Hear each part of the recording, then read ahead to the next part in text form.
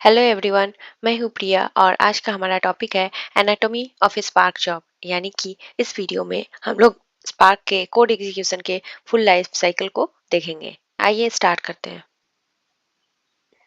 सबसे पहले हम लोग प्रॉब्लम स्टेटमेंट को समझेंगे। यानी कि हमें स्पार्क जॉब के कोड एग्जीक्यूशन को समझने का जरूरत क्यों पड़ा। तो स्पार्क में जब भी आप कुछ कोड रन करते हो तो आपको डिफरेंट बिहेवियर देखने को मिलता है। जैसे कि फॉर एग्जांपल, मान लो आपने ये सेक्शन ऑफ कोड रन किया, तो इस कोड में आप देख रहे हो एक आरडीडी बन रहा है एक लिस्ट से, और उसके बाद उस आरडीडी के रिजल्ट को मैप किया जा रहा है। मतलब अ, उसका स्क्वायर निकाला जा रहा है मैप फंक्शन की मदद से। देन उसका काउंट निकाला जा रहा है। तो अगर आप देखोगे इसको रन करने के बाद आपको एक ही स्टेज बनेगा और इसमें कोई भी डेटा सफल नहीं हुआ है। जबकि अगर आप ये दूसरे सेक्शन ऑफ कोड को रन करोगे तो इस कोड में आप देखोगे यहाँ पर फिर से एक आरडीडी बन रहा है, और यहाँ पे लिस्ट जो पास किया जा रहा है ये की वैल्यू पेयर के रूप में पास किया जा रहा है। ठीक है। और जो आरडीडी बनता है उस पर हमारे की मदद से हर एक की का काउंट को एक्युमुलेट किया जा रहा है। मतलब ए कितनी बार आया है, बी कितनी बार आया है, हर एक की के टोटल वैल्यू को काउंट करके लास्ट में रिजल्ट प्रोवाइड किया जा रहा है। तो यहाँ पर अगर आप इस कोड को रन करोगे तो आप देखोगे कि यहाँ पर दो स्टेजेस बन रहे हैं और डेटा सफल हो रहा है। सिमिलरली अगर आप ये तीसरा कोड रन करोगे जहाँ पर आप देखोगे ये आरडीडी बनता है एक लिस्ट की मदद से, और देन एक उस आरडीडी का काउंट निकाला जा रहा है, फिर आप उस आरडीडी को कलेक्ट कर रहे हो। तो यहाँ पर अगर आप इस कोड को रन करोगे देखोगे यहाँ पे दो जॉब्स क्रिएट हो रहे हैं। तो ये फिर ये कैसे डिसाइड होता है कि स्पार्क कितने स्टेज क्रिएट करेगा, डेटा सफलिंग होगा या नहीं, कितने जॉब्स क्रिएट होंगे। तो ये सब हमें पता नहीं है कि स्पार्क आखिर ये सब चीज़ें कैसे कैलकुलेट कर रहा है। इसी को समझने के लिए हमें ये जानने की ज़रूरत है कि स्पार्क में कोड एग्जीक्यूशन या फिर स्पार्क में जॉब एग्जीक्यूशन कैसे हो रहा है। यहाँ पे कुछ ओपन क्वेरीज है हमारे प्रॉब्लम स्टेटमेंट में, जैसे कि stages, number of jobs, number of task कैसे डिसाइड होते हैं, और उसके साथ साथ हमें ये कैसे पता चलेगा कि किसी भी कोड में डेटा सफल हो रहा है या नहीं। तो इन सभी क्वेश्चन का आंसर हमें कुछ देर में मिलेगा, तो वीडियो को अंत तक देखें ताकि आपको सारे क्वेश्चन का आंसर अच्छे से मालूम हो। स्पार्क में कोड एग्जीक्यूशन को हम लोग पहले हाई लेवल में समझेंगे कि आखिर इसमें कौन कौन से स्टेप्स इन्वॉल्व होते हैं, और फिर इसे हम लोग डिटेल में जानेंगे। तो पहले इसका हाई लेवल डायग्राम समझते हैं। सबसे पहले यूजर कोड सबमिट करता है ड्राइवर को, और ये ड्राइवर उस कोड को एनालाइज करता है और इसका एक डैग स्टेटमेंट क्रिएट करता है। डैग यानी डायरेक्ट एसाइक्लिक ग्राफ। सो ये डैग कैसे क्रिएट होता है, डैग क्या है, इसके बारे में हम लोग एक अलग से वीडियो में अलग से समझेंगे। तो फिर ये यूजर कोड से फिर जॉब्स क्रिएट होता है, एंड फिर जॉब से स्टेजेस, और फाइनली स्टेज से टास्क क्रिएट होता है। ये टास्क जाता है एग्जीक्यूटर के पास। एग्जीक्यूटर टास्क को रन करके रिजल्ट प्रोवाइड करते हैं ड्राइवर को, and finally driver result submit करता है यूजर को। ये स्पार्क का लाइफ साइकिल का हाई लेवल डायग्राम है। इसे हम लोग अब डिटेल में समझेंगे कि आखिर ये स्टेप्स कैसे परफॉर्म होते हैं। आइए देखते हैं। यहाँ पर अगर आपको डिटेल में ये भी जानना है कि आखिर ये कंपोनेंट्स इंडिविजुअली कैसे काम करते हैं, तो आप स्पार्क के आर्किटेक्चर वाली सेशन को देख सकते हो, जिसमें मैंने एक्सप्लेन किया है कि आखिर ड्राइवर, एग्जीक्यूटर, ये सब कैसे आपस में कनेक्टेड है और कैसे काम करते हैं। इसके लिए आपको लिंक डिस्क्रिप्शन में मिल जाएगा और यहाँ ऊपर कार्ड में भी मिल जाएगा। सबसे पहले यूजर का कोड जाता है ड्राइवर के पास। ये हमारा पहला स्टेप है, यहाँ पे कोड सबमिट हो रहा है ड्राइवर को। देन यूजर जो कोड सबमिट करता है इसमें दो तरह के ऑपरेशंस इंक्लूड होते हैं। पहला ट्रांसफॉर्मेशन और दूसरा एक्शन। यहाँ पर जो ट्रांसफॉर्मेशन ऑपरेशंस होते हैं इसके कुछ एग्जांपल्स है, जैसे मैप, फिल्टर और ग्रुप बाय की। ये सारी फंक्शंस ट्रांसफॉर्मेशंस के अंदर आते हैं, और इन्हें ट्रांसफॉर्मेशंस को एक्चुअली लेजी बोला जाता है। ये इसलिए क्योंकि ये फंक्शंस तब तक ऑपरेट नहीं होते हैं जब तक कि कोई एक्शन फंक्शन कॉल ना हो, इसीलिए ट्रांसफॉर्मेशन को लेजी बोला जाता है। एक्शन ऑपरेशंस के अंदर आते हैं काउंट, कलेक्ट, ये सारे कुछ फंक्शंस। सो मान लो अगर आपके कोड में दो एक्शंस कॉल हो रहे हैं, जैसा कि आपको यहाँ दिख रहा है काउंट और कलेक्ट, तो यहाँ पर दो जॉब्स क्रिएट होंगे। तो काउंट से एक जॉब क्रिएट होगा और इस कलेक्ट ऑपरेशन को कॉल करने से दूसरा जॉब क्रिएट होगा। यानी ये जो काउंट या कलेक्ट फंक्शंस है, ये सारे एक एक जॉब को क्रिएट करेंगे। तो यहाँ पर आप देख रहे हो कि जितने नंबर ऑफ एक्शंस आप कॉल करोगे आपके कोड में, उतने नंबर ऑफ जॉब्स क्रिएट होंगे। तो हमें एक क्वेश्चन का आंसर मिल गया कि आखिर स्पार्क में नंबर ऑफ जॉब कैसे डिसाइड होता है। ये हमारे स्पार्क के हाई लेवल डायग्राम का दूसरा स्टेप को दिखाता है। यानी कि स्पार्क कोड से जॉब्स क्रिएट हो रहे हैं, ये दूसरा स्टेप है। तो हमें ये जानना है कि स्पार्क में स्टेजेस कैसे क्रिएट होते हैं और डेटा सफलिंग इससे कैसे रिलेटेड है। तो सबसे पहले आप ये जानकर रखो कि ट्रांसफॉर्मेशन ऑपरेशंस दो तरह के होते हैं। पहला नैरो और दूसरा वाइड। नैरो ट्रांसफॉर्मेशन के कुछ एग्जांपल्स है मैप, फिल्टर, यूनियन, ये सारे फंक्शंस। और वाइड ट्रांसफॉर्मेशन में आते हैं ग्रुप बाय की, रिड्यूस बाय की, ज्वाइन, ये सब। सो नैरो ट्रांसफॉर्मेशन में जो भी फंक्शंस यूज होते हैं, तो नैरो ट्रांसफॉर्मेशन में डेटा सफलिंग नहीं होता है, जबकि वाइड ट्रांसफॉर्मेशन में डेटा सफलिंग होता है। और अगर डेटा सफलिंग नहीं हुआ है मतलब एक ही स्टेज बनेगा, जबकि अगर डेटा सफलिंग हो रहा है तो एक से ज़्यादा स्टेज बनते हैं। तो आप ये चीज़ें याद रखो, आगे के चीज़ों को समझने में हमें आसानी होगी। अब हम लोग आगे के प्रोसेस को समझेंगे जॉब वन के एग्जाम्पल से।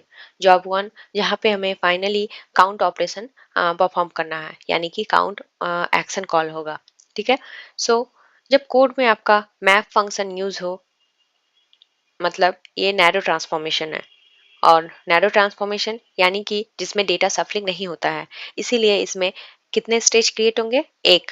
क्योंकि अगर डेटा सफलिंग नहीं होता है तो हमेशा number of stage equal to 1। So मान लो आपके कोड में reduce by key function use हो रहा है, तो ये फंक्शन एक वाइड ट्रांसफॉर्मेशन है। तो वाइड ट्रांसफॉर्मेशन में हमेशा डेटा सफलिंग होता है। और डेटा सफलिंग जब भी होता है तो इसमें दो स्टेजेस बनते हैं, एक प्री सफल, एक पोस्ट सफल। सो प्री सफल में एक स्टेज 1 होता है और पोस्ट सफल में स्टेज 2। यानी सफलिंग से पहले एक स्टेज होता है और सफलिंग के बाद दूसरा स्टेज। तो number of stage reduce by की के लिए होंगे 2। सो हमें ये पता चल गया कि नंबर ऑफ स्टेज डिपेंड करता है कि कितने नंबर ऑफ सफल्स हो रहे हैं, यानी आपके टोटल कितने सफल्स हो रहे हैं जॉब में। तो ये पहला सेक्शन एक जॉब को रिप्रेजेंट कर रहा है, जहाँ पर फाइनली काउंट एक्शन कॉल हो रहा है, इसलिए इससे जो जॉब बनता है वो हमारा एक जॉब वन का एग्जाम्पल है। और ये दूसरा सेक्शन दिखाता है कि नंबर ऑफ स्टेजेस कितने हैं। तो हमें ये पता चल गया कि नंबर ऑफ स्टेजेस डिपेंड करता है कि डेटा सफलिंग कितना है। तो किस जॉब में कितने स्टेजेस होंगे, ये डिपेंड करता है कि जॉब में कितनी बार डेटा सफलिंग हुआ है। अगर आपके जॉब में एक से ज़्यादा वाइड ट्रांसफॉर्मेशन यूज हुए हैं तो एक से ज़्यादा बार वो डेटा सफलिंग करेगा। तो नंबर ऑफ स्टेजेस भी हर एक वाइड ट्रांसफॉर्मेशन के लिए दो होते हैं, एक प्री सफल, एक पोस्ट सफल। तो उस हिसाब से आपका नंबर ऑफ स्टेजेस बढ़ते जाएंगे। सो यहाँ पर टोटल नंबर ऑफ स्टेज हो गया 2। एक तो पहला जो कि हमें मैप फंक्शन से मिला है, और दूसरा रिड्यूस बाय की से। क्योंकि अगर मैप के बाद आप रिड्यूस बाय की को कॉल करोगे तो पहला स्टेज ऑलरेडी प्रेजेंट है मैप फंक्शन के लिए, स्टेज 1, जो कि रिड्यूस बाय की के लिए प्री सफल का डेटा है, यानी डेटा सफलिंग से पहले का स्टेज है। और डेटा सफलिंग होने के बाद ये स्टेज 2 क्रिएट करता है। So total number of stage यहाँ पर 2 हो गया। ये हमारे हाई लेवल डायग्राम का तीसरा सेक्शन को दिखाता है, यानी कि जॉब से स्टेजेस कैसे कनेक्टेड है। ये स्टेज क्या है?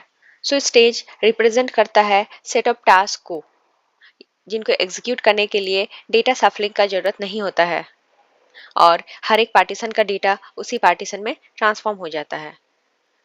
जैसा कि स्टेज 1 में 3 टास्क बना है, यानी कि यहाँ पर इन टास्क को एग्जीक्यूट करने के लिए स्टेज 1 को डेटा सफलिंग का जरूरत नहीं है। सो जो भी पार्टीशन में ट्रांसफॉर्मेशन होगा वो उसी पार्टीशन में रहेगा, यानी डेटा सफलिंग का जरूरत नहीं है। तो यहाँ पे टास्क क्या है? टास्क यानी नंबर ऑफ डेटा पार्टीशन। सो अगर यहाँ 3 टास्क है, यानी कि यहाँ तीन डेटा पार्टीशन पर ऑपरेशन परफॉर्म होगा। सो ये स्टेज 1 में मैप फंक्शन से 3 टास्क बने हैं, यानी कि स्टेज 1 में नंबर ऑफ पार्टीशन 3 है। मतलब मैप फंक्शन जिस भी आरडीडी या डेटा फ्रेम पर अप्लाई हो रहा है, उस आरडीडी या डेटा फ्रेम में 3 डेटा पार्टीशन को प्रोसेस हो रहा है। अब स्टेज 2 में आप देखो, यहाँ 2 टास्क बने हैं। मतलब डेटा सफलिंग होने के बाद नंबर ऑफ पार्टीशन कम हो गए हैं और यहाँ 2 पार्टीशन क्रिएट हुआ है। सो रिड्यूस बाय की कॉल होने के बाद जो हमारा इनपुट टास्क था वो 3 था, यानी 3 डेटा पार्टीशन पर रिड्यूस बाय की ऑपरेशन परफॉर्म कर रहा था, और ट्रांसफॉर्मेशन होने के बाद यानी सफलिंग होने के बाद उसने 2 टास्क क्रिएट किया है, यानी 2 डेटा पार्टीशन क्रिएट हुए हैं। तो यहाँ रिड्यूस बाय की डेटा सफलिंग के बाद 2 टास्क क्रिएट कर रहे हैं, यानी कि 3 डेटा पार्टीशन को प्रोसेस करने के बाद रिड्यूस बाय की ने 2 डेटा पार्टीशन जनरेट किया है, यानी कि टोटल नंबर ऑफ टास्क हो गया 3 + 2 = 5। सो ये तीसरा सेक्शन दिखाता है टास्क के सेक्शन को, और यहाँ स्टेज से टास्क कुछ इस तरह से कनेक्टेड होते हैं। तो ये हमारे हाई लेवल डायग्राम का चौथा पार्ट है। सो हमारा जॉब 1 जिसको हमने अभी तक समझा, इसमें टोटल नंबर ऑफ टास्क बनेंगे 5। अब हम लोग समझेंगे कि हाई लेवल डायग्राम का नेक्स्ट पार्ट, यानी कि स्टेज से एग्जीक्यूटर्स कैसे कनेक्टेड है। तो अभी हम लोग एग्जांपल स्टेज 1 से समझेंगे, जहाँ पे 3 टास्क है। सो ये 3 टास्क कैसे आगे प्रोसेस हो रहा है। अब ये टास्क एग्जीक्यूटर्स को असाइन किया जाता है। तो मान लो यहाँ पर 2 एग्जीक्यूटर है, एग्जीक्यूटर 1 और एग्जीक्यूटर 2। तो ये तीनों टास्क दोनों एग्जीक्यूटर में पैरेलली प्रोसेस होंगे। सो दोनों एग्जीक्यूटर टास्क को पैरेलली प्रोसेस करेंगे, और प्रोसेस होने के बाद जो भी रिजल्ट आएगा उसे असाइन किया जाएगा ड्राइवर को। इस तरह से टास्क और एग्जीक्यूटर्स कनेक्टेड है, जो कि हमारे हाई लेवल डायग्राम का पांचवा भाग है। देन जो भी रिजल्ट होते हैं वो ड्राइवर को असाइन होते हैं, इसीलिए हमारा एग्जीक्यूटर से ड्राइवर कनेक्टेड है, और ये दिखाता है हमारे हाई लेवल डायग्राम का छठा भाग को। तो इस तरह से जॉब 1 यानी कि काउंट एक्शन कंप्लीट होगा स्पार्क में। ये एक छोटा सा एग्जांपल है जिसके जरिए हमने जाना कि स्पार्क में जॉब कैसे रन होता है, और स्पार्क कैसे डिसाइड करती है कि कितने जॉब होंगे, नंबर ऑफ जॉब्स कितने क्रिएट होंगे, कितने नंबर ऑफ स्टेजेस क्रिएट होंगे, और कितने नंबर ऑफ टास्क क्रिएट होंगे। सो आई होप आपको ये पूरा सेक्शन अच्छे से समझ में आ गया हो। अगर आपका कोई क्वेरी हो तो आप कमेंट में बता सकते हो। आज के सेशन में हमने जाना कि हमारा प्रॉब्लम स्टेटमेंट का क्या है। देन हमने देखा कि स्पार्क के लाइफ साइकिल का हाई लेवल डायग्राम क्या है, और ये डिटेल में कैसे काम करता है हमने वो भी समझा। मिलते हैं अगले सेशन में एक नए टॉपिक के साथ। Thank you.